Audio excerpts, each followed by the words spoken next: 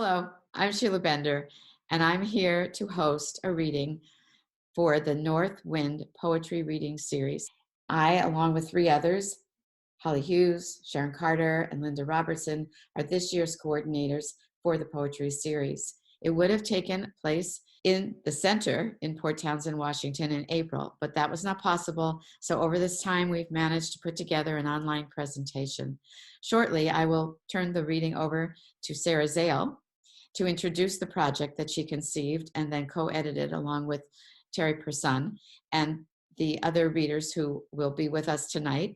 All of them are Port Townsend residents. Sarah is a recent Port Townsend resident who has moved now to Arizona. And Terry and the other readers who will introduce themselves to you are from our town. So I want to take a moment to thank Charlie Fleischman, who edited all the segments together so that we could present this as one recording to you. And then to tell you that at the end of the reading, Sharon Carter will close out the reading and tell you a little bit more. So now I'd like to turn the reading over to Sarah, who will introduce the poets after she introduces the project. And each of the poets will read their bio, backstory to their poem, and then their poem. I know it's going to be a sobering but important reading. So take it away, Sarah. Thank you. What a pleasure for me to be, at least virtually, back in Port Townsend, surrounded by poets who have my deepest respect. They believe the arts can remind us of our humanity, remind us that we can change the world. The inception of Strange Fruit, Poems on the Death Penalty, occurred when I learned that my birth state, Michigan, in 1847, was the first English-speaking government in the world to abolish capital punishment for most crimes. Years later, I was living in Washington State. In February 2014, Governor Jay Inslee instituted a moratorium with hopes of passing legislation to abolish the state's death penalty. 4 years later, however, still no Senate bill had passed that would end the death penalty. 8 men were on death row. These 8 men had 2 choices as to how their lives would end: by lethal injection or hanging. Washington was the only state in the country with active gallows. This is why the cover of Strange Fruit by artist James B. Murphy depicts a multiracial man with a noose around his neck.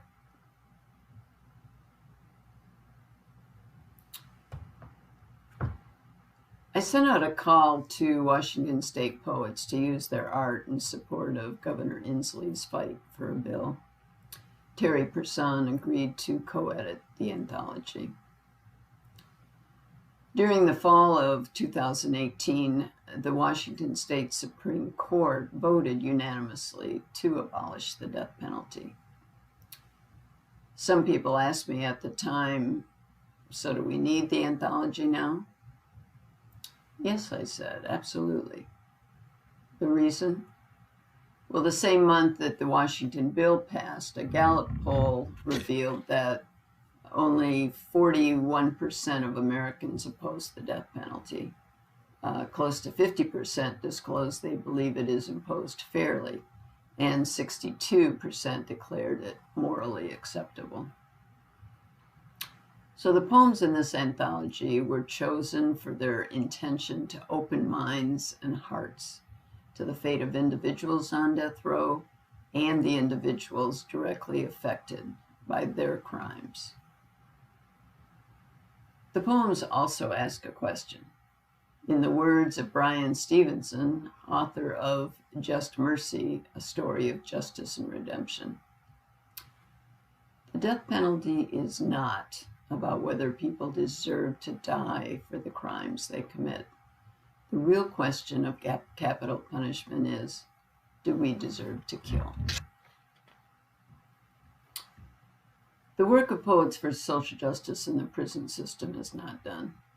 As of today, 25 states do not have the death penalty, but 22 do, and 3 have a governor-imposed moratorium. This month, poets will read from this anthology at a national Zoom symposium on the death penalty hosted by Seattle University. Sister Helen Prejean is the keynote speaker. Now, Sister Helen is the author of the book Dead Man Walking, which was made into a movie with Sean Penn and Susan Sarandon. The journalist Amy Goodman called Sister Helen the Catholic nun who changed the U.S. debate on the death penalty forever. As well as that, I am working in collaboration with the Art for Justice Project at the University of Arizona on another anthology that will include the work of incarcerated poets. Arizona still has the death penalty. I'd like to close this introduction with a review by the president of the Board of Death Penalty Focus, an organization based out of California. The president's name is Mike Farrell. You probably know him as B.J. Honeycutt of MASH fame. He wrote, "At first glance, poetry and the death penalty seem an odd pairing. Poetry feeds the soul, executions kill it.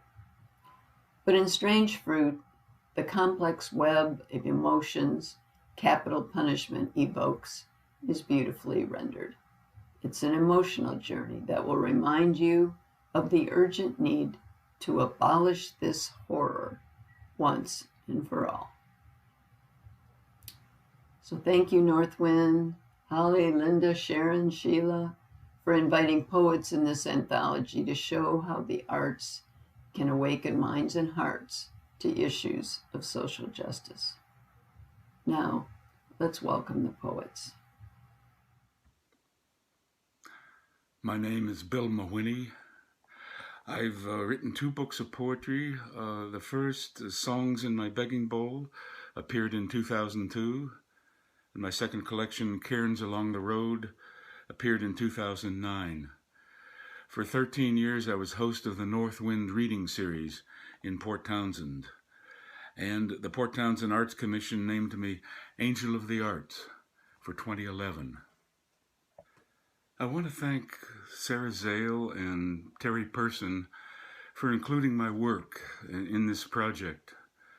I was inspired to submit my small poem to this anthology because the death penalty makes no moral sense to me. I've always puzzled over why we kill people who've killed people to show that killing people is wrong. And I agree with Albert Camus. I think capital punishment is the most premeditated of murders. For this poem, you'll need, there's 2 words that you'll need to know. The one, ahimsa, is a Sanskrit word, which is the Buddhist precept to do no harm to any life form, human or non-human, with whom we share our being. And the second is parsley, the name of a marvelous tabby cat who shared his life with me for 20 years. I miss parsley dearly. The Mouser. I spring from my chair, I sprint to the kitchen and rummage in a cupboard and grab a jar. After parsley, triumphant stalker of woodpiles, ace garage mouser, struts into the living room, opens his jaws and deposits a stunned, dark mouse dead center on the carpet. And I plop the glass over this quivering creature. Bright black eyes glint as it skitters inside its suddenly shrunken world. And I walk out to the back slope and down a trail into the alders, unscrew the lid, upend the mouse onto the forest floor, and it scrabbles to its feet and scurries under a maple leaf, and I tell this fellow mortal, go be a Buddha, then turn toward home, awash in a self-righteous glow after this gesture of ahimsa I thread the lid onto the jar and wonder which of my best laid schemes will someday toss me into the woods. Hi, my name is Sharon Carter. I'm a poet and visual artist. I retired from a career in healthcare. My work has been published online and in many small presses, including Terra Nova, Pontoon, Raven Chronicles, and Poetry on the Buses. I was fortunate enough to be a Hedgebrook resident as well as a Jack Straw writer. I have a manuscript forthcoming entitled Quiver. I wanted to bring attention to the death penalty for many reasons: moral, philosophical, because of its racial bias, and the rate of false convictions. I have a personal story about the latter. When I was 14 in the UK, my childhood home was compulsorily purchased by the local council and a police station erected in its place. In 1974, 6 Irishmen, later called the Birmingham Six, were detained there and beaten up and convicted of being IRA bombers responsible for 21 deaths.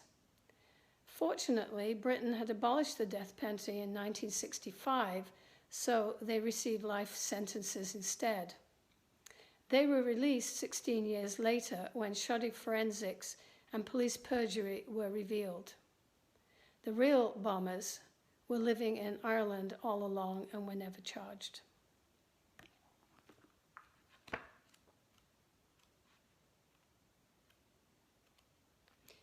My poem for the anthology is called Sing Sing.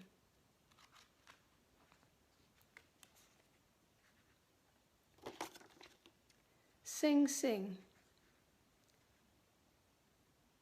Words separated by a comma mean to perform by voice. Comma erased, a prison, the name from the native sink sink, stone upon stone. In some countries, death comes that way. The Rosenbergs met Sing Sing's electric chair in '53. Wardens called it riding the lightning, unable perhaps to say murder. Julius received 1 pulse, Ethel 5. Reporters described smoke exiting her temporal electrode. The last woman executed before it shut down in '63. That year, the Beatles topped the charts, and Warhol silk-screened the chair's image in psychedelic reds, yellows, and blues. For many, it's only pop art. I imagine electricity, each death made unforgettable. Thank you. I'm Norma Bishop. I've been writing most of my life. As a writer, I strive to give readers content with an emotional context that may help them change or alter their perspective on life. I've been an attorney, a museum director, and served as an editor for a women's magazine. As an attorney, I worked for a short time for the California Appellate Project, helping criminal defendants appeal their cases when they couldn't afford to hire attorneys to do so. In that role, I learned about inequality in the criminal justice system, especially when it comes to sentencing. That inequality, based on perceived differences of race, gender, social status, ethnicity, is a tragic thing. I was honored to participate in this anthology. I'd like to read you my poem about how we try to provide equality in the criminal justice system. It's called Equation. I hope that you'll consider it and consider or reconsider your views on the death penalty. Thank you. Equation. The symmetry of it is seductive. An equation on the blackboard. A statement of equality. An eye for an eye. Solve the equation. Erase the board. Slate clean. Begin again. Undeterred by the multitude of equations waiting to be solved. In these balancing acts, we are the operators of variables. Subtract or add to achieve the ends. An eye for an eye. We choose to subtract.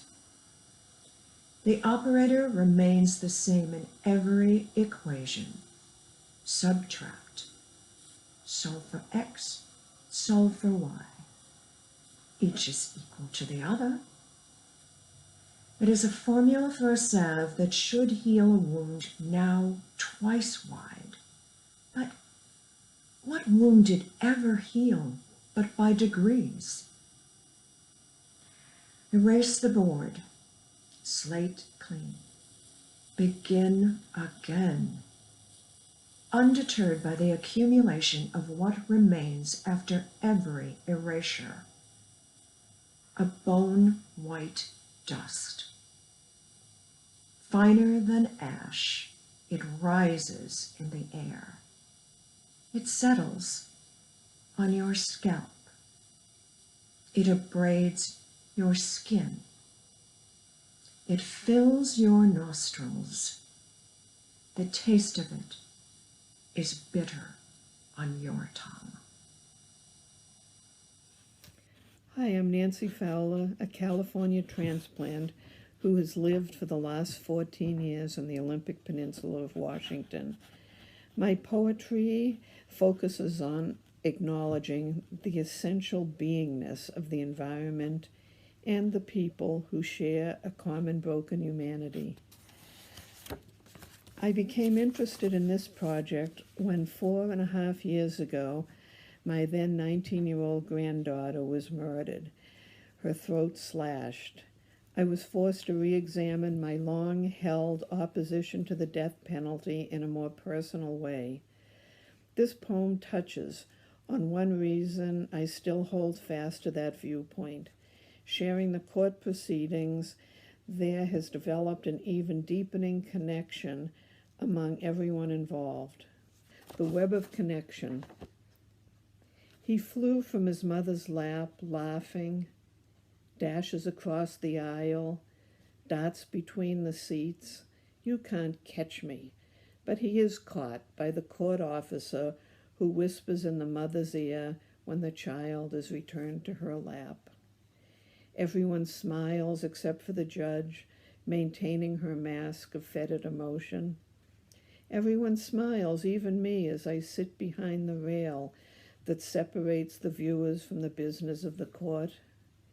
Justice, revenge, closure, the right of society to protect itself, words repeated to me, even by me, as I tried to understand which might bring Danny back.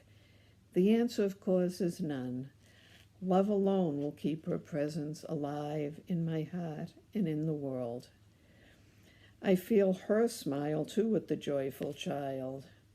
Imagined, even as the graphic photograph on display across the courtroom is horror, blood, and pain, my granddaughter lying on the pavement.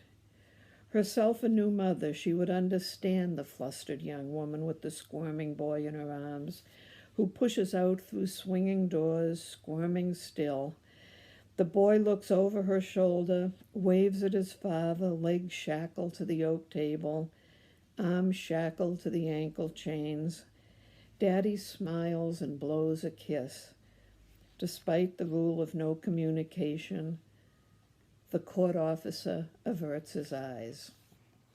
Hi, my name is Terry Person. I am not only the co-editor, but also one of the poets involved with Strange Fruit. There's poems on the death penalty, and we did this poetry book to bring awareness to the death penalty and what it means to our society and our people, and to explore all the aspects involved.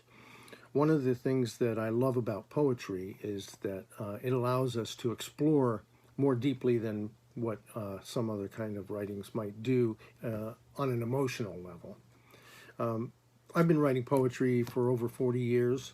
I also write novels and nonfiction, and I've been doing that for a long time and make my living doing that. So when I had the opportunity to work with Sarah Zale on this book, I thought it was the right thing to do. So what I'm going to do is read one of the poems that is in there from my own work and go from there. So this poem is called Penalty. The sky backlights the city blue, no matter what transpires inside prison walls. A man's life, like an open hand, steady and sure, but strong. What should be done when anger throws its shadow over morality? Judging is a sin according to most religions. Yet the first tool taken up when we don't understand another's pain. Thank you. Hello, my name is Mark Valentine, and I'd like to read How to Harvest Strange Fruit. The genesis for the poem began probably 3 decades ago when I had a conversation with a prison guard, psychologist from Monroe State Penitentiary, who told me that he knew of, I don't know how the conversation went this way, but apparently there was, may still be, a specialist who remains anonymous. His profession is an expert at hangings, state executions. He remains anonymous because it's protecting his identity. You can imagine why. And it seems in the same way to be anonymous as a professional hitman. Only this is state sanctioned. The epigraph for the poem is from a song that Billie Holiday sang and made famous. Black bodies swinging in the southern breeze, strange fruit hanging from the poplar trees. This is how to harvest strange fruit. Begin the day before by weighing him. To know his weight, allow for some trials, since too much length will decapitate him, and too little will asphyxiate him. When calculated for the middle, death is instant, with fewer messes to clean. Wax or soap the rope prior to knotting. Tradition says it should have 13 coils. Place him squarely in center of trap door. Blindfold him, or better, use a hood. Then cinch the noose securely on neck with knot on left ear. Also tradition. Habits die hard after all. Tradition allows the state to kill this way. Unless. Thank you. In this final poem, I'd like to read something I wrote. A little backstory. In 1830, Stephen Simmons, a Detroit bartender, was sentenced to death for killing his wife Lavanna in a drunken rage. And at his execution, as was the practice in those days, people traveled from everywhere to view the event. The name of this poem is September 24th, 1830, The Last Hanging in Michigan. It starts with an epigraph by Dunya Mikhail. Oh, where does the world live? Certainly not in memory. September 24th, 1830, The Last Hanging in Michigan. I am the twisted neck and rise and fall of final breaths, the colic ruffle of feathers. I go where the sun weaves through the exact spot on the window glass. I am the flutter of wings and pure absence within a reflection. I am the weight of each step to where the crowd waits, the bend of each knee up scaffold stairs, my eyes like his eyes so wide I can't blink, the spit down my chin and the stone in my throat, a flash of light from the white cap over my face, the weave of a noose around my neck. I am Lavana, my baby in my arms. I am Stephen, sober and singing. I am his sweat from the fields. I am his stagger and his breath, foul with whiskey. I am the heat of his anger, jealous and loving and tired. I am his slap and his sorry and his forgetting. I am the sheriff resigning. I am the jitter of children riding the fever of Indian summer. I am the flex of muscle building the bleachers and testing the gallows. I am the chatter of women still flushed from the burn of the stove that baked the pies. I am the farmer who left his plow. I am the boy in the military band playing the horn. I am the preacher, the midwife, the rancher, the lawyer who hitched up a wagon and traveled for days. I am the merchant on the roof, counting 2,000. I am the beads on the brow of the boy who will propose to his girl tonight. I am the drunk with the woman on the second floor, hanging out a window and laughing. I am September. I am the glow of another day. I am the snap of the gallows door. I am the pregnant woman in the back row in a calico dress. I am his breath and my breath in syncopated gasps. I am his body dead and not dead, his body swaying and legs convulsing, his neck awry, his face like a bird's that never saw the glass. I am the boy in the tree, bug-eyed, silent, mid-laugh, and the girl wringing her hands. I am a ripple of shudders and the rustle of wind. The man fingering his hat, a woman dropping a stitch, and jaw after jaw falling. I am the choke of ah in 1,000 throats.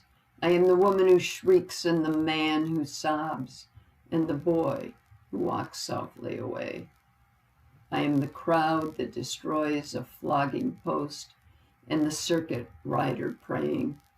I am church bells tolling. I am the flow of the ink that changes the law and the man of God who lifts a beer to celebrate the day. I am a family headed to a hanging. I am arms driving another nail to build another gallows. I am weak legs and a voice protesting. I am leaf, I am hum, I am a flower unfolding. I am eyes that can watch without even a sigh anything die.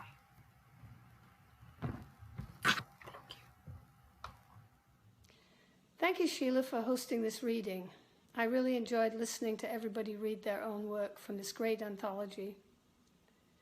Special gratitude goes to the editors, Sarah Zale and Terry Passon, in selecting the work. We will be posting this recording on the Northwind Reading Series Facebook page, as well as the Northwind Arts Center website.